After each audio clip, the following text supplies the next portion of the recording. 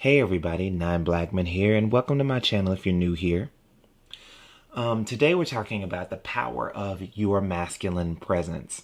One of the ways we can level up as men is to be conscious of our presence and the impact that our presence has on the people around us. If you've had a less than ideal relationship with your dad, your stepdad, or the man who lived in your house, whoever he was, you probably can recall being a kid and remembering how the house felt when that man was away. You could play, make noise, laugh loudly, fully be your kid self without apology or restraint. Then inevitably the moment would come when the man would come home.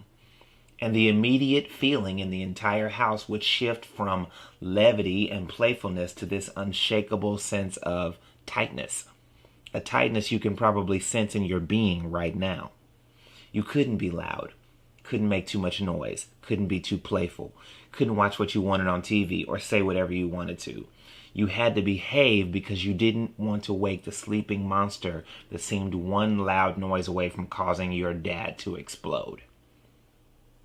That feeling is, in a negative sense, the power of masculine presence. Before I delve too deeply into what that power means for the people exposed to it, I need to point out that there are two types of masculinity, two types of masculine presence that you need to be mindful of. The first one is physical. Your physical presence is the energy you bring into a room and how that energy affects the people in the room you enter. We are powerful as men when we are conscious of the fact that our energy sets the tone for the rooms we enter.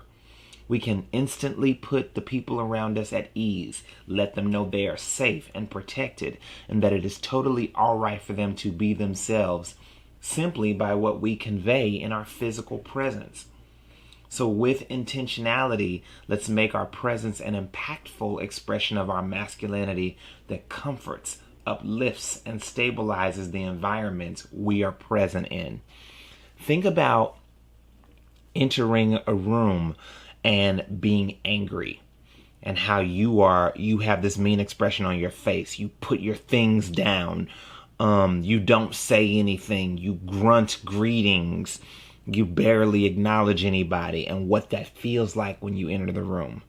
Then think about what it feels like when you enter the room and you bend down on your knees and you receive your kids and you give them big hugs, or you come into the room giving everybody smiles and warmth. It creates a totally different mood, a totally different spirit. So I saw a documentary once about sanitation workers in the South, and Dr. Martin Luther King was helping them fight for their rights.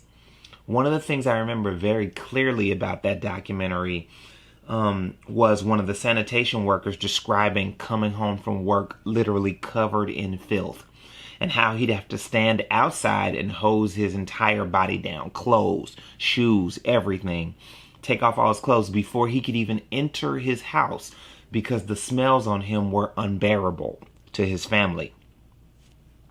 So when I think about my energy and things that stressed me out and made me angry, I try to be conscious before I enter the house that energy has left smells on me that are unbearable to my partner. So I hose myself down emotionally before I bring that gook into the space where my partner is. I wait until I am ready to receive him, until I can be peaceful and open and full of light, because until I reach that place, I can't be my best self for him. The second type of presence is mental and emotional. It is so easy for us to enter rooms while we're engaged in social media, listening to music, thinking about a conversation, or doing one of 1,000 things on our phones. We get so deep in our own heads that it becomes difficult to pull ourselves out fully, out of the bubble, and to give people our complete focus. I find myself having to repeat what my partner said in the course of a conversation as a way of checking in and forcing myself to listen and give him mental and emotional attentiveness. This is one of the most substantive things we can do to affirm the people around us. Simply focus and listen. When people feel like we've heard them, they will trust us more. They will be honest. They will honor us with their truth. This is critical because truth is the essence of real masculinity. Men can only be masculine when they are authentic and truthful. Most of the things that cause us to be weak in our masculinity involve some form of deception. We are lying to ourselves. We're lying to other people. And those lies make our masculinity crumble and fall apart. And in the end, we end up looking less than. Masculinity becomes dynamic and energized when men live in their truth. The truth is what enables us to be good partners, good dads, good bosses, and employees and leaders in our communities. So when we go into spaces honest about who we are, honest about where we are, we give other people permission to be honest. And when we give them permission to be honest, we create deeper and stronger bonds with them because trust is now present. So as you think about leveling up in your masculine journey, as you think about becoming a better man, as you think about being a stronger man, think about the impact of your presence, how your presence can comfort women, how your presence can comfort a child, how your presence can comfort your homie, can comfort your brother, can comfort the men in your life.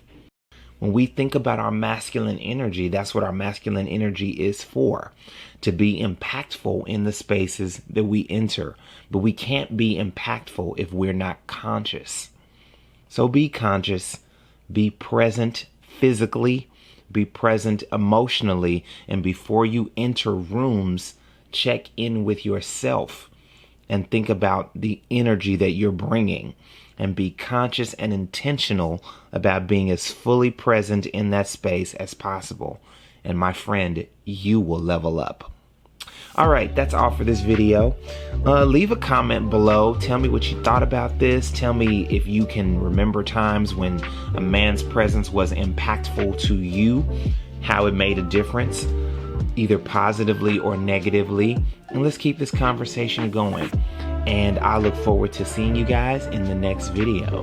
Bye.